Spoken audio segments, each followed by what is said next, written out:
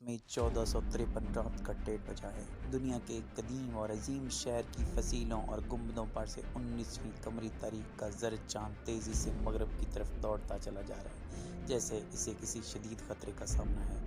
اس زوال آمادہ چاند کی ملگی روشنی میں دیکھنے والے دیکھ سکتے ہیں کہ شہر کی فصیلوں کے باہر فوجوں کے پرے منظم مستقل مزاجی سے اکٹھے ہو رہے ہیں۔ ان کے دل میں احساس ہے کہ وہ تاریخ کے فیصلہ کن موڑ پر کھڑے ہیں۔ یہ شہر قسطنطنیہ موجودہ استنبول ہے اور فصیلوں کے باہر عثمانی فوج آخری حلہ بولنے کی تیاری کر رہی ہے۔ عثمانی توپوں کو شہر پناہ پر گولے برساتے ہوئے 47 دن گزر چکے ہیں۔ کمانڈروں نے خاص طور پر 3 مقامات پر گولہ باری کی۔ 21 سالہ عثمانی سلطان محمد ثانی غیر متوقع طور پر اپنی فوج کے اگلے مورچوں پر پہنچ گئے ہیں۔ انہوں نے فیصلہ کر لیا ہے کہ حتمی یلغار فصیل کے میسوٹیکیوں کہلانے والے وسطی حصے کی طرف کی جائے گی، اس میں کم از کم 9 اشکاف پڑ چکے ہیں اور خندق کا بڑا حصہ پاٹ دیا گیا ہے۔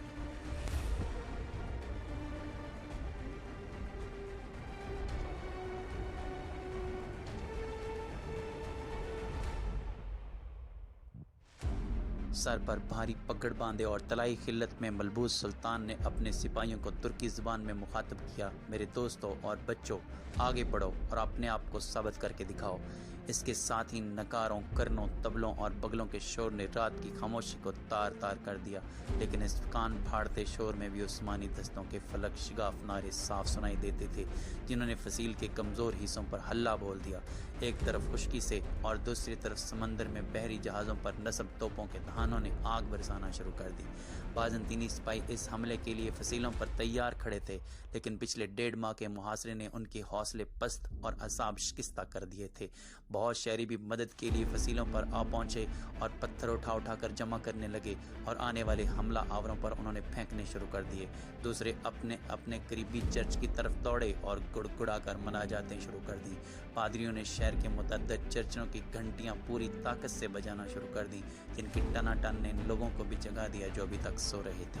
آنے والے عیسائی اپنے صدیوں پرانے اختلافات بھلا کر ایک ہو گئے اور ان کی بڑی تعداد شہر کے سب سے بڑے اور مقدس کلیسا باجیا صوفیہ میں اکٹھی ہو گئی۔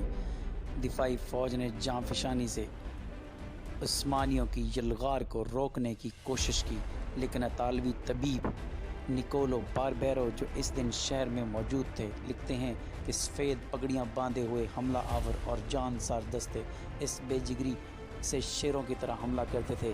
ان کے نعرے اور طبلوں کی آواز ایسی تھی جیسے ان کا تعلق اس دنیا سے نہ ہو۔ روشنی پھیلنے تک ترک سپاہی فصیلوں کے اوپر پہنچ گئے۔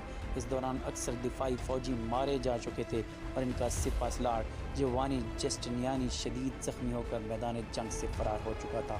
جب مشرق سے سورج کی پہلی کرن نمودار ہوئی تو اس نے دیکھا کہ ایک ترک سپاہی کرکپورتا دروازے کے اوپر نصب بازنطینی پرچم اتار کر اس کی جگہ پہ عثمانی جھنڈا لہرا رہا ہے۔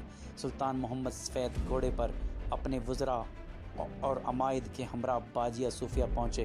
صدر دروازے کے قریب پہنچ کر وہ گھوڑے سے اترے اور گلی سے ایک مٹھی خاک لے کر اپنی پگڑی پر ڈال دی۔ ان کے ساتھیوں کی آنکھوں سے آنسو جاری ہو گئے۔ مسلمان 700 سال کی جدوجہد کے بعد بالآخر کانسٹنٹینوپول کو فتح کرنے میں کامیاب ہو گئے تھے۔ قسطنطنیہ کی فتح محض ایک شہر پر ایک بادشاہ کے اقتدار کا خاتمہ اور دوسرے کے اقتدار کا آغاز نہیں تھا۔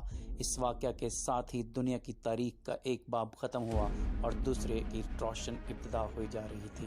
ایک طرف 27 سال قبل مسیح میں قائم ہونے والی رومن امپائر 1480 برس تک کسی نہ کسی شکل میں برقرار رہنے کے بعد اپنے انجام کو پہنچی، تو دوسری جانب عثمانی سلطنت نے اپنا نقطہ عروج چھو لیا اور وہ اگلی 4 صدیوں تک 3 بر اعظموں ایشیا، یورپ، افریقہ کے حصوں پر بڑی شان و شوکت سے حکومت کرتے رہے۔ 1453 ہی وہ سال ہے جسے قرون وسطیٰ مڈل ایجز کا اختتام اور جدید دور کا آغاز بھی سمجھا جاتا ہے۔ یہی نہیں بلکہ فتح قسطنطنیہ کو فوجی تاریخ کا سنگ میل بھی قرار دیا جاتا ہے، کیونکہ اس کے بعد ثابت ہو گیا کہ اب بارود کے استعمال اور بڑی توپوں کی گولہ باری کے بعد فصیلیں کسی شہر کے تحفظ کے لیے ناکافی ہیں۔ شہروں پر ترکوں کے قبضے کے بعد یہاں سے ہزاروں کی تعداد میں یونانی بولنے والے شہری بھاگ کر یورپ اور خاص طور پر اٹلی کے مختلف شہروں میں جا بسے۔ اس وقت یورپ تاریک دور سے گزر رہا تھا اور قدیم یونانی تہذیب سے کٹا ہوا تھا، لیکن اس تمام عرصے میں قسطنطنیہ میں یونانی زبان اور ثقافت بڑی حد تک برقرار رہی تھی۔ یہاں پہنچنے والے مہاجروں کے پاس ہیرے جواہرات سے بیش قیمت خزانہ تھا۔ ارسطو، افلاطون، بطلیموس، جالینوس اور دوسرے حکماء و علماء کے اصل یونانی زبان کے نسخے، ان سب نے یورپ میں قدیم یونانی علوم کے احیاء میں زبردست کردار ادا کیا۔ اور مورخین کے مطابق انہی کی وجہ سے یورپ میں نشاط الثانیہ کا آغاز ہوا، جس نے آنے والی صدیوں میں یورپ کو باقی دنیا سے سبقت لے جانے میں مدد دی، جو آج بھی برقرار ہے۔